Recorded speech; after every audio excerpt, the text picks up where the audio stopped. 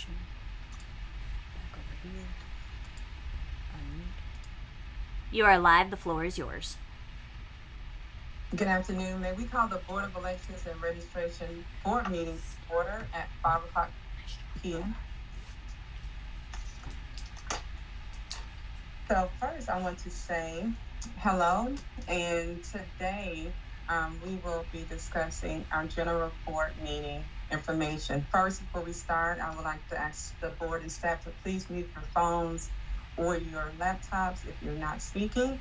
And the first thing on the agenda is the approval of the agenda. And may I have a motion for that? I'll make a motion that we approve the agenda as provided. I second. It's been properly moved and seconded. Any discussion? All in favor say aye. Aye. Seeing no nays or hearing no nays, the agenda is approved as printed. Next, we have citizen comments.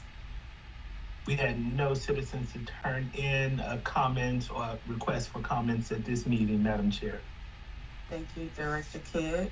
Next is the approval of minutes for August 11th monthly board meeting. May I have a motion for approval?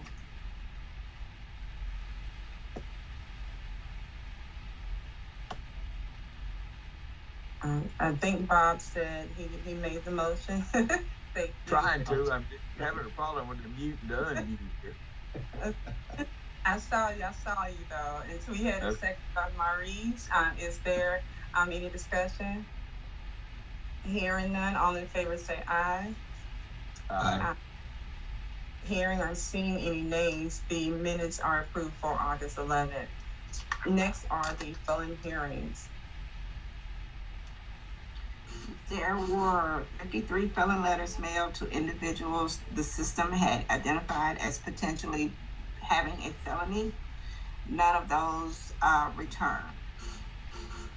Okay, thank you, Ms. Bowen. Any questions from the board? Okay, hearing none, we're going to move to Director Kidd with the office operations report. The office operations report consists of the following. The office continues its recruitment efforts for poll workers. This includes, but is not limited to, the orientation of poll workers and coordinating that with the HR department as well as any subsequent departments such as risk and safety for driver orientation. We have also determined our logical accuracy testing schedule for the November 8th election. Testing will begin on September the 13th at 8 a.m. This operation is open to the public.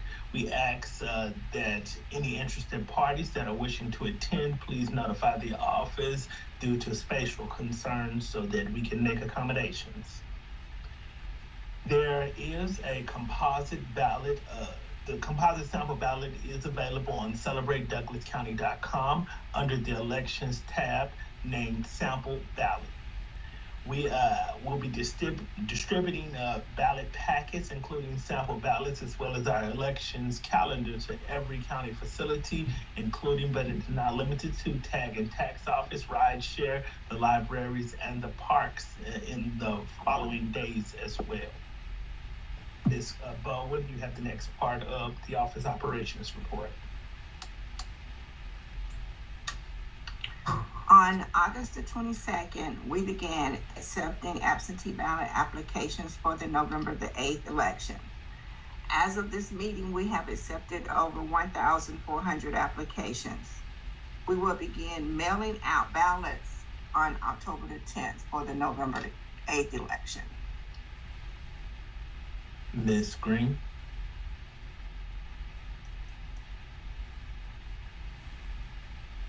In anticipation of the National Voter Registration Day, Douglas County Board of Elections is working with all of Douglas County high schools and colleges in making sure at least one person on their staff is trained to conduct voter registration drives within the, voter registration drives with the students that are now 17 and a half years and older.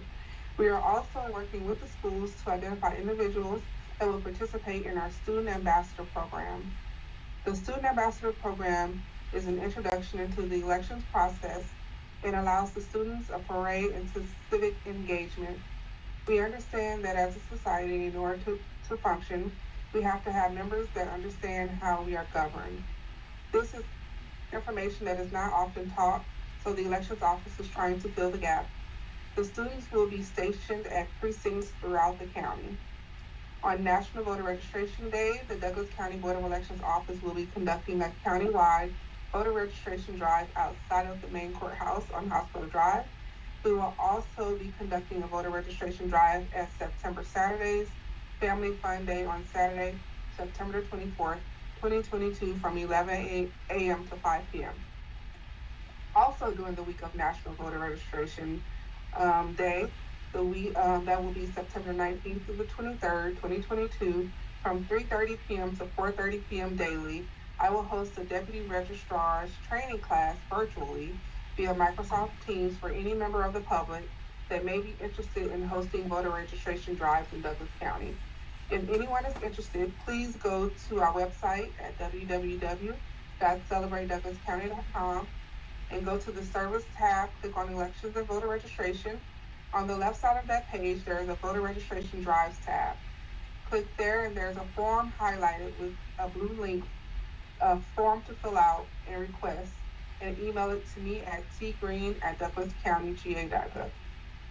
The Elections and Registration Office has reached out to 7 senior independent and assisted living facilities and dropped off 315 absentee ballot applications. We will also be working with the county senior services to make sure the county's population that this office serves will be able to have access to our absentee balloting process and make sure that their staff is able to assist the residents that they serve with the completion of absentee and voter registration forms. We will follow up with a virtual meeting next week to review the process to ensure that the applications is completed properly to facilitate a timely receipt of the absentee ballot applications to the residents. And that is all. This concludes office operations report at this time. Thank you all. I think I have 2 questions. One is around absentee ballots. Is there anything you can share with the public that can help them so that their absentee ballot is indeed correct and won't get pushed back or denied, or are you guys seeing anything that's a little questionable or troubling? Just want to make sure the public is aware of the do's and don'ts. Okay, I will pivot to Ms. Bowen in just 1 second, but my main thing as part of that is it is not required. This is not a required section on the absentee ballot application, but the absentee ballot application has a space to provide a phone number or an email to the office with the application. I would say doing this particular step is the best way to ensure that if there is any further information that is needed that is tied to the absentee balloting process, this allows us to contact you in the fastest manner possible. We will still comply with all election law as it relates to submitting legal letters attached to these applications, but at least having the ability to call or email you will be the fastest response method. Ms. Bowen, is there any other tips or concerns that you would like to add to this? No. The Line Director Kidd stated the email address and the phone numbers are vital to help us get any missing information that may be missing, such as the date of birth or the driver's license number. We do we do try to reach out to the voter to make sure that we have that information. If we have an email address, we do call and email, so there's 2 communications. Also follow up with the written notification to the voter. So there's 3 forms of communication going out to that voter to verify that information. Should we reach the voter and get that information, we do write that information on an application in red to state that this office made contact with that voter and verified the information that was missing and that we were seeking. But we do try in all possible way, humanly possible way, to get that information from the voter. Thank you both. And Michelle, I see your hand, but college students, should we, are there any concerns with college students? A lot leave home and they're not here in the state. So it's the same with them. Like that would be one of your number one recommendations. Yes, that would be a number one recommendation with college students or anyone that's participating in the absentee balloting process. As far as college students and the colleges in general with Douglas County, I think a lot of our pre-work actually helps us with that, such as the fact that Ms. Green was going into with the Student Ambassador Program. That is us communicating with the high school principals, but we also communicate with the colleges that are located within Douglas County. They typically assign individuals that we can go over our registration process or the absentee process, so that there is not just the elections office, they also have a member of their staff that's familiar with these processes and what information is actually needed to either process a voter registration or an absentee ballot for their students as well, just to give them additional resources. But the number one thing, give us a number or email. Thank you. Board Member Michelle. Yeah, I actually have two questions too. The first one is on the Student Ambassador Program, sort of along that same vein. Is there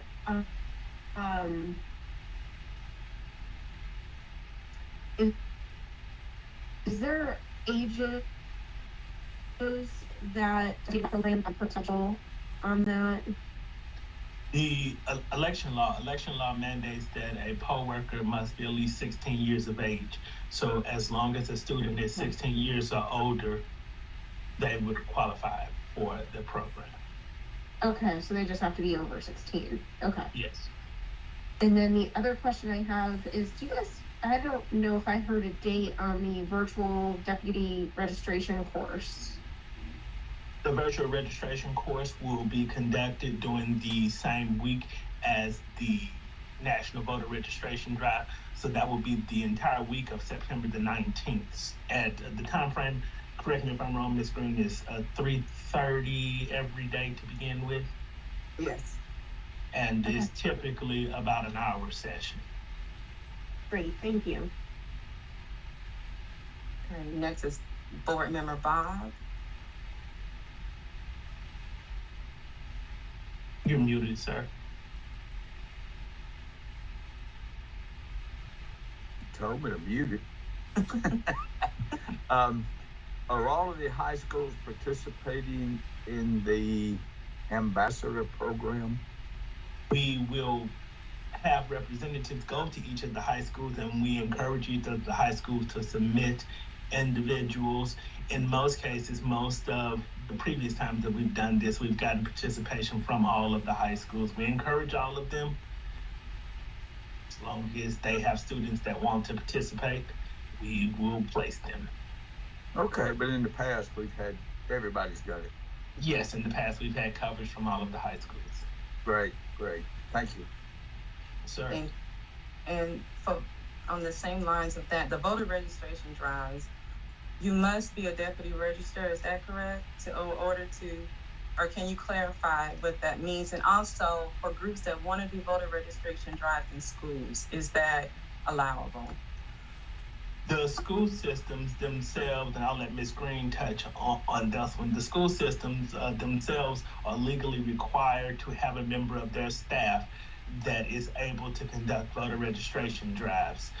The last couple years or so, we have been coordinating these efforts with either the principals or one of their subordinates that they assign, such as the counselor or things like that, to have them attend a deputy registrar's training.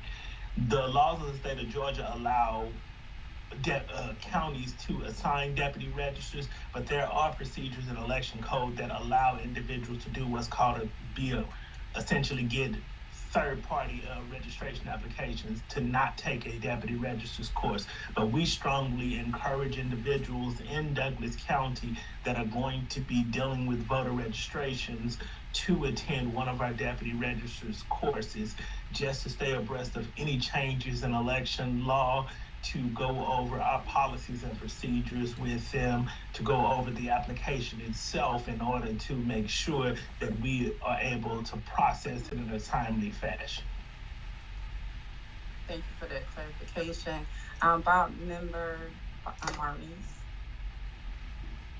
Director Kidd, I wanted to ask you, you mentioned that there were 7 senior centers that we have provided absentee ballots to already, or were looking to participate in that program. Just wanted to understand, is that the, are those all of the senior centers here in the Douglasville area? We plan on targeting every senior facility or assisted living facility within the county. So over the next week or so, we are continuing our efforts to offer these services to those facilities. In most cases, most of the senior facilities already submit absentee ballot applications or already submit voter registration. We would just want to make sure, since there have been changes to the absentee process, that they're aware of those changes, that they have the updated forms, that their staff know the required information for their residents. So we're attempting to contact every assisted living facility in Douglas County. All right, thank you, sir. Appreciate it. Thank you. Bob, I see your hand still up. Did you have another question? No, okay. I don't know how to take my hand down. Okay, thank you. We'll work on. Thank you, Director Kidd and staff. So next we'll go into old business. Mr. Unvala will go into old business. Malcolm. So I'd like to just use this time to reiterate dates and parts of the voting process. So I'm going to share my screen again. And I just pulled 2 slides that we used during, voter outreach events that has some pretty okay information. So we're past August 22nd. We've already started mailing out applications. We have October 11th as the deadline to register to vote or change your address. October 17th, early in-person voting begins and runs through the 4th, with Saturday voting on the 22nd and 29th. October 28th is the deadline to submit an absentee ballot application, which, speaking of changes in the election process, this is probably going to be a big one, where it's now much earlier than it used to be. And November 8th is election day. And again, absentee ballots must be in our office by 7 p.m. And then this is our locations. We now have 7 full-time early voting locations. The ones in red are offering Saturday voting from 9 a.m. to 5 p.m., but Monday through Friday voting will be 8:30 a.m. to 6 p.m. So we'd like to take this opportunity to any viewers, maybe take a look at where you live, where you work, which one will be most convenient for you to go. It's not just here anymore. We now have 7 locations.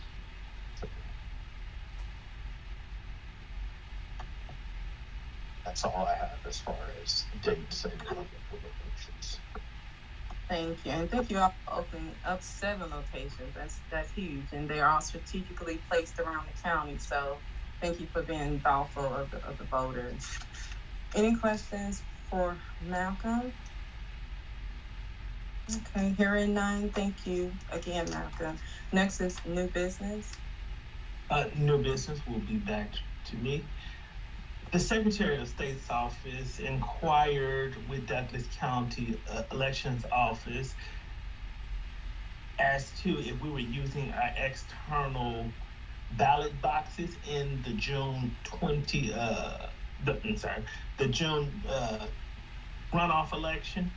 During this time, we were asked to provide the exact location of every box, to which we complied. The investigator was inquiring as to whether we were accepting absentee ballots returned through external drop boxes. We informed him that Douglas County Board of Election complies with all election regulation requiring absentee ballot drop boxes now to be located inside the elections office or an advanced voting location, only open during business hours. Douglas County's only absentee ballot drop box is in the elections office itself.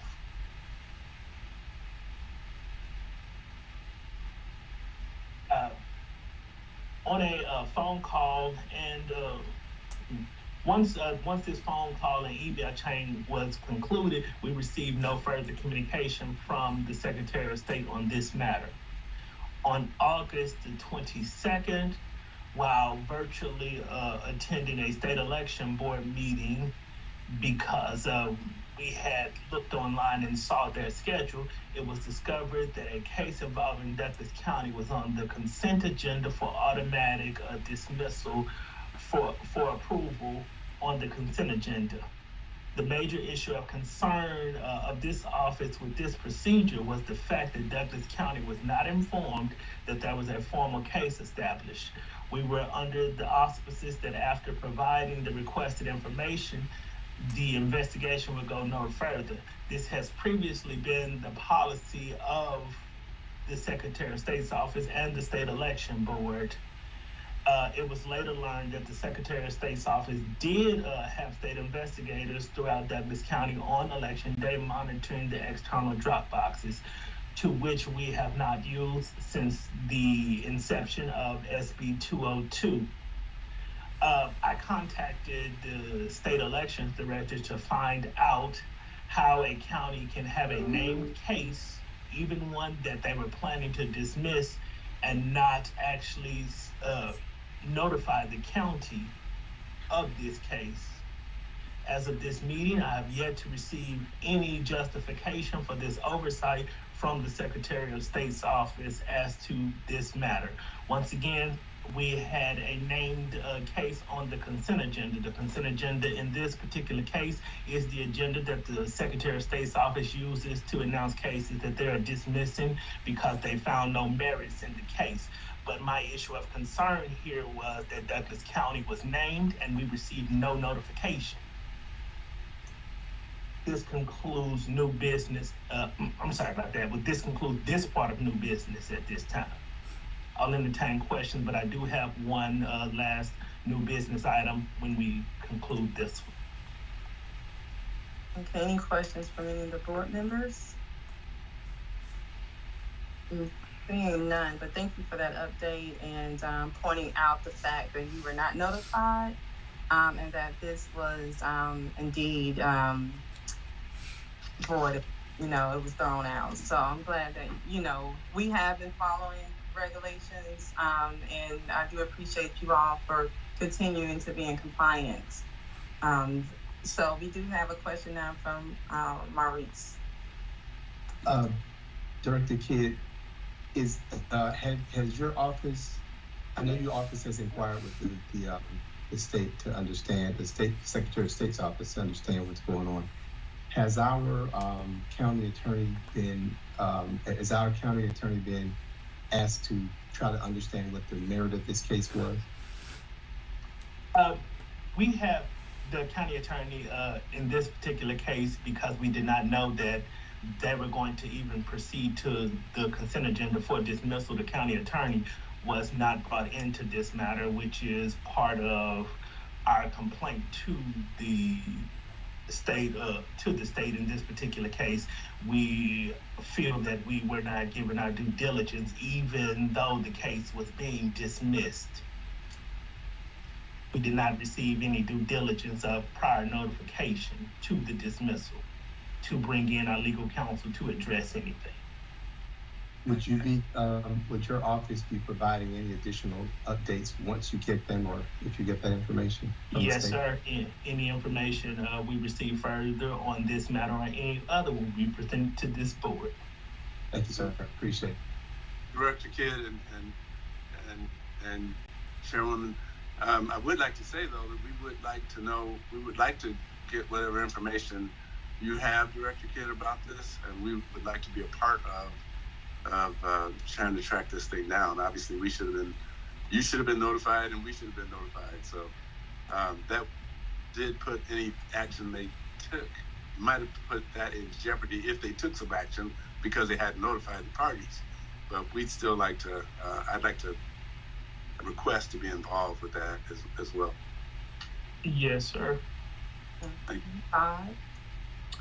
I certainly think the county attorney should be involved in it, for sure.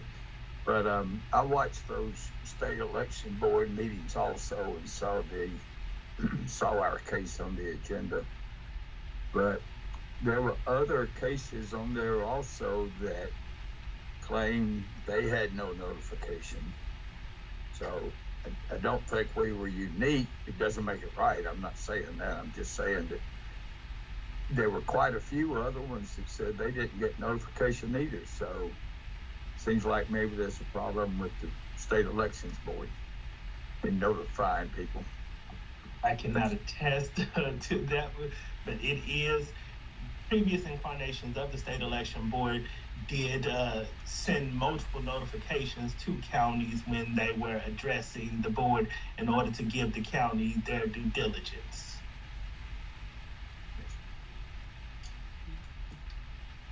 Okay, any more questions or feedback? Thank you. Okay, now we'll pivot. Happy and a sad occasion all at one time. This is a transitional step. She will most likely continue to interact with the office, but I would like to take the time to publicly recognize Ms. Constance Bowen for 21 years of service to Douglas County Board of Elections and Registration. Constance Bowen will officially be retiring as of September the 9th, which is also Constance's Bowen birthday as well. Once again, 21 years of service in elections is a feat unrivaled by most in this space. Oh my goodness, Constance, we're gonna pull you by the pants leg. We would definitely miss you, and we hope you have a wonderful retirement. Live your life to the fullest, and definitely wish you a happy birthday. So please keep in touch with us, and we truly thank you for your 21 years of service. Thank you, Director Kidd, as well. Thank y'all. And I was informed that the only way I could retire was if I came back to help. Yes. So he wasn't letting me go willingly. You can have a little while to rest, but I'll see you at work. Anyone else want to say anything? Okay. Well, thank you, Constance. And tomorrow is September 9th, right? Oh my goodness. Wow. Well, awesome. So retirement and a birthday on the same day. Wow. Now that's a gift. That's a great birthday gift, right? Well, I hope you enjoy yourself. And thank you again. Thank you. This concludes office this concludes old business at this time. Thank you. Well, we were under new business. Oh, we're under new business at this time. Okay, yeah, we're under new business.